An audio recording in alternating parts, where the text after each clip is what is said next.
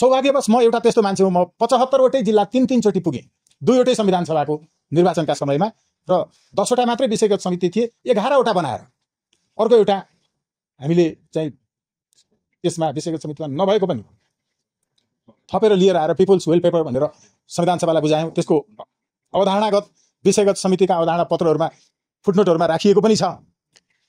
त्यति बेला जनताको विचार जति आएको थियो त्यसलाई पनि समेटिएन। अर्को कुरा, जनमत सङ्कलन समिति जनता बीचमा पुग्दै पुगेन, सबै त्यो थन्काएर राखियो।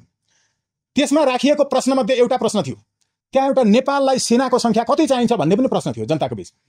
जुन प्रश्न यस्तो गम्भीरतम ढङ्गले यहाँ विदेशीहरूले चाहिँ सेट गरेका थिए, त्यति मात्र थिएन।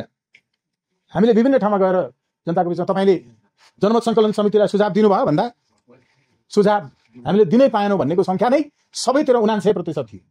संसदभित्र पनि सुन्नुभयो, पार्लियामेन्ट हुन्छ भन्नेले हुन्छ भन्नुहोस् भन्दै गरेको एकजनाले सुन्नुभयो, हुन्छ त आवाज आयो, हुन्न भन्नेले हुन्न भन्नुहोस्, हुन्न भन्दैछ परबाट, हुन्न भन्ने आवाज सुनिएन, त्यसैले पारित, त्यसो भनेको देखियो सभामुख भन्नेले। हेर्नुहोस्